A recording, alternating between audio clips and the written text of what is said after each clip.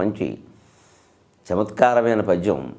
లోకంలో కొంతమంది ఆకారాన్ని చూసి, వాళ్ళ మేడల్ని మిద్దెల్ని చూసి, లేదా వాళ్ళ అధికారాన్ని దర్పాన్ని చూసి, వాళ్ళ చుట్టూ ఉండే మనుషులను చూసి మనం వాళ్ళ గురించి చాలా పెద్ద అంచనాకు వస్తాం. వీళ్ళు ఏదో చేస్తారు, ఏదో ఊహిస్తూ ఉంటాం. మనకి సాధారణంగా భారతదేశంలో పెద్ద వ్యాధి ఏమిటంటే మాటలకి మోసపోవడం. మనిషి అంతఃప్రవృత్తిని గమనించేటువంటి ప్రయత్నం చెయ్యము, మాటలకి మోసపోతాం. కాబట్టి చిట్ ఫండ్ కంపెనీ వాడి దగ్గర నుంచి కొత్తగా మళ్ళీ శ్రీ మహాభాగవతం రాసేసేవాడు సహా మాటలతోనే మోసం చేస్తాడు జనాన్ని. నేనేదో కొత్తగా రాశానంటాడు, ఏమీ లేదు, అంతా పోతన గారిదే. ఎందుకంటే ఈ పుస్తకాలు అమ్ముకోవడానికి. ఆ అమ్ముకోవడం కోసం ఏం చేస్తాడు, ఈ పుస్తకం ఏ ఇంట్లో ఉంటే ఆ ఇంట్లో శుభాలు జరుగుతాయి. మొన్ననే ఈ పుస్తకాన్ని ఒక ఆయన అమ్మాయికి పెళ్లి కాకపోతే 100 ప్రతులు కొని అందరికీ పంచిపెట్టాడు, నెల్లాళ్ళలో పెళ్ళి అయిందంటాడు. వెంటనే వీడు ముందు చదవడం మానేసి అందరికీ పంచిపెట్టడం మొదలెడతాడు. అందరూ కూడా పంచిపెట్టిన దాన్ని మళ్ళీ పంచిపెడుతూ ఉంటారు. ఎవరు చదవరు పుస్తకాన్ని. మీరు ఆలోచించండి. నిజానికి ఈ మాటలకి మనం మోసపోతున్నాం, మహిమలకి మాయలకి మోసపోతున్నాం. కానీ దానికి ఏదైనా ప్రయోజనం ఉంటే పుస్తకానికి చదవడమే కదండి. గూట్లో పెట్టడం, పూజ చేయడం ఎలా అవుతుంది? పుస్తకం దానంతరం అది మనకు ఏదైనా ఇస్తుందా? అది ఏదైనా మనం చదివి ఆస్వాదించాలి కదా. పదార్థం అంటే తిని ఆస్వాదించాలి, విషయాలు విని ఆనందించాలి. అలాగే పుస్తకం చదివి ఆనందించాలి. అంతేగాని పుస్తకాన్ని పట్టుకుంటే ఏదో జరుగుతాయి అనుకోవడం ఇదో అజ్ఞానం. అలాగా ఆ భావాన్ని ఒక్కోసారి పెద్ద పెద్ద హంగామాలు ఆర్భాటాలు చూసి మనం మోసపోతూ ఉంటాం. చివరికి ఏమీ లేదని తెలుస్తుంది. అనవసరంగా ఈ వేసి చూసిందంతా వృధా అయిపోతుందని చెప్పడం కోసం ఒక మాట చెప్పారు. జగన్నాథ పండితురాయలు అద్భుతమైనటువంటి శ్లోకాలు రాశాడు. ఆయన పద్యాలని, ఆయన శ్లోకాలను మహీధర నళిని మోహన్ గారు తెలుగులో అనువాదం చేసి మనకు అందించారు. బూరుగు చెట్టు పెద్దదని పువ్వులు కన్నుల పండువయ్యే, బూరుగు చెట్టు పెద్దదని పువ్వులు కన్నుల పండువయ్యే, ఈ తీరుగనే ఫలంబులను దీనికి కల్గునటంచు ఆశతో, బూరుగు చెట్టు పెద్దదని పువ్వులు కన్నుల పండువయ్యే, ఈ తీరుగనే ఫలంబులను దీనికి కల్గునటంచు ఆశతో, కీరము వేచి చూడదొడగెన్, కీరము వేచి చూడదొడగెన్, పసిపిందెలు పండి తూల సంపూరితమయ్యే, పసిపిందెలు పండి తూల సంపూరితమయ్యే, కొట్టుకొని పోయెను దూదియు గాలి వీవగన్, కొట్టుకొని పోయెను దూదియు గాలి వీవగన్. ఓ బూరుగు చెట్టు ఉందిటే, ఆ చెట్టు మీద ఓ చిలక వాలిందిటే.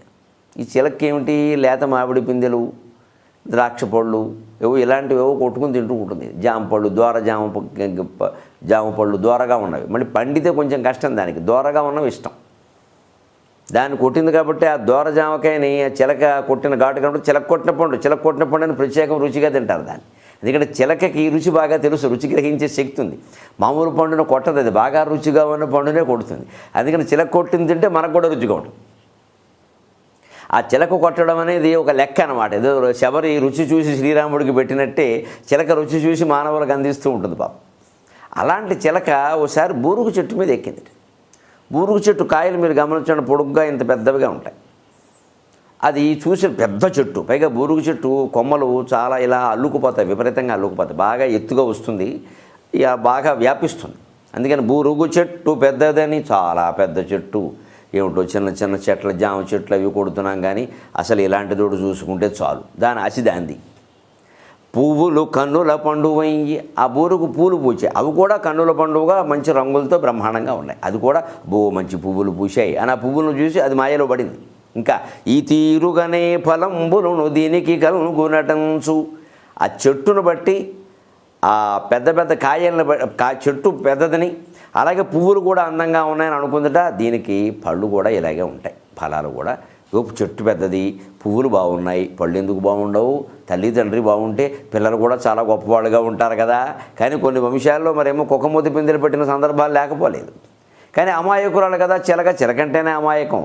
అందుకని పెద్ద చెట్టు కదా, పువ్వులు కూడా బాగున్నాయి కదా, పళ్ళు కూడా ఇలాగే బాగుంటాయని చాలా కాలం అది పిందెలేసి కాయలయ్యి పళ్ళు అయ్యే వరకు ఏమీ తినకుండా ఏకాదశి ఉపవాసం చేసి ఆ చెట్టు మీద కూర్చుంది వెర్రి చిలక.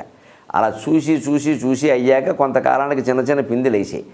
పిందె కాయ అవ్వకుండానే దూది వచ్చేసింది. పసి పిందెలు పండి, ఆ దూది బూరుగు పిందెల్లో ఉండే లక్షణం పెద్ద కాయలు కాకుండానే అది పండిపోతుంది. అందుకని పిండి ఇలా ఉండగానే ఇంకా అది కాయ అవుతుంది, కొడదాం, ఆకుపచ్చగా ఉంది, ఏదో రుచిగా ఉంది జామ పండు కంటే అని ఊహిస్తోంది. ఏం చెయ్యాల?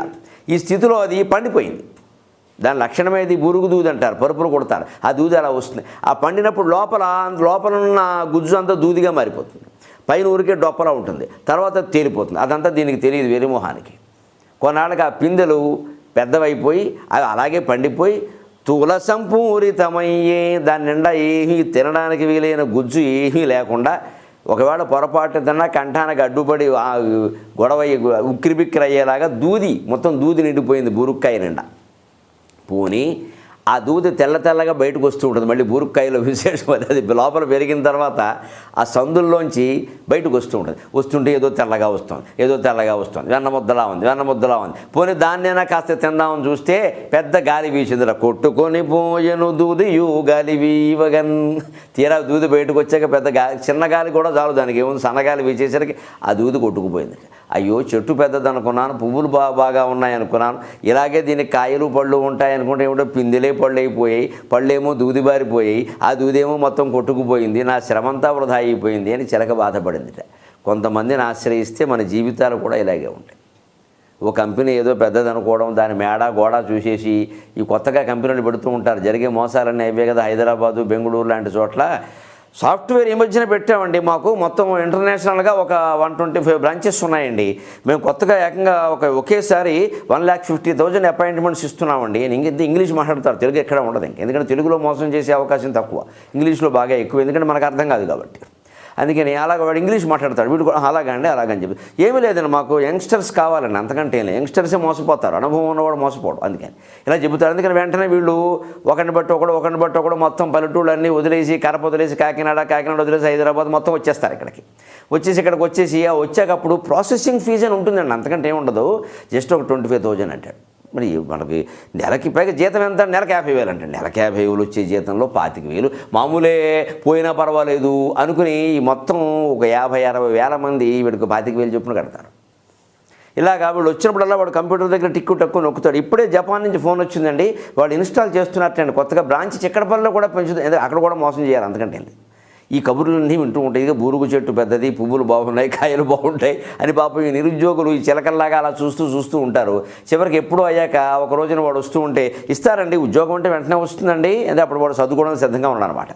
కొంత పడుతుంది కదండి, దాని గురించి మాకు మల్టీనేషనల్ కంపెనీలన్నీ మాకు అవకాశాలు ప్రాజెక్టులు ఇస్తున్నాయండి, అవి తీసుకుని బిజీగా ఉన్నాం, మీరు ఒక పని చేయండి, ఒక నెంబర్ ఇస్తాను నేను, ఒక 10 days పైకి ఫోన్ చేయండి. ఆ నెంబర్లో వాడు ఉండడు.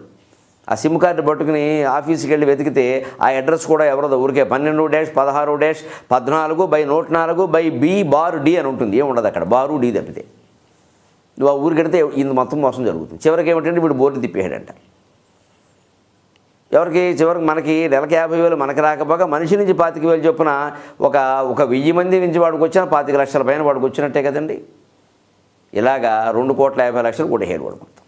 ఇది జరిగే వ్యవహారం. అటువంటి దానికి మనం సాహిత్యం చదివితే ఉపయోగం ఏమిటంటే ఇటువంటి మాయలో పడకుండా ఉంటాం. అమాయకపు చిలక ఎంత బూరుగు చెట్టు పెద్దదని పువ్వులు కన్నుల పండువయ్యే, ఈ తీరుగనే ఫలంబులను దీనికి కల్గునటంచు ఆశతో, ఆ ఫలంబులను దీనికి కల్గునటంచు నాశతో, చేరిక కీరము వేచి చూడదొడగెన్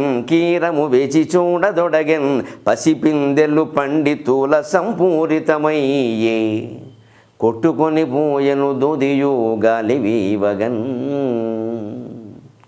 ఇలా ఉంటాయి జీవితాలు మనం గ్రహించుకోకపోతే. ఇది ఏదో ప్రాచీన సాహిత్యం అనుకోవడం. ఈయన షాజహాన్ కాలం వాడు, జగన్నాథ పండితురాయ్ అంటే 16వ శతాబ్ది చివరిలో సుమారుగా. ఇప్పటికి 500 ఏళ్ళు అయింది. ఇప్పుడు సరిగ్గా నేను ఈ పద్యాన్ని చిలక బూరుగు చెట్టు దాన్ని సాఫ్ట్వేర్ కంపెనీలు కొత్తగా పెట్టడం, మూసేయడం, జనాల్ని మోసం చేయడం లాంటి దాంతో పోలిస్తే అర్థమైపోలా. అన్వయం చేసుకోవాలి ఎప్పుడు ప్రాచీన సాహిత్యాన్ని. ఇది ఆధునికం, ఇది ప్రాచీనం అని ఉండదు. ఆధునికత అంటే అర్థం ఏమిటంటే అప్పటికదే ఆధునికత. ఇప్పుడు వచన కవిత్వం ఆధునిక కవిత్వం అనేవారు, ఇప్పుడు అది ప్రాచీన కవిత్వం అయింది. పద్య కవిత్వం అవధానం ఆధునిక కవిత్వం అయింది. ఇప్పుడు ఆశ్చర్యం అది. ఇప్పుడు అందరూ అవధానాలు పెట్టిస్తున్నారు. అవధానం పెడితేనే జనం వస్తున్నారు. పద్యాలు చదువుతామంటే జనం వస్తున్నారు. టీవీల్లో కూడా పద్యాలే వింటున్నారు. ఇప్పుడు ఈ స్థానంలో వచనం చెబితే మీరు వినరు, అనుమానం లేదు. అంచేత వచన కవిత్వం ఇప్పుడు ప్రాచీన కవిత్వం అయింది. ఆధునిక కవిత్వం అంటే ఇప్పుడు పద్య కవిత్వం, అవధాన కవిత్వం.